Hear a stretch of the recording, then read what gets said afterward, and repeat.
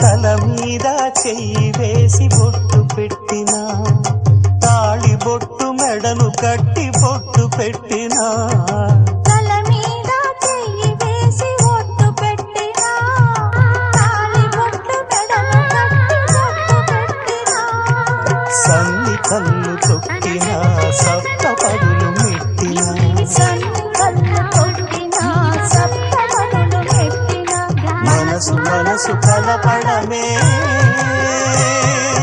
మంత్రం పరమార్థం. శ్రీరస్తు శుభమస్తు, శ్రీరస్తు శుభమస్తు.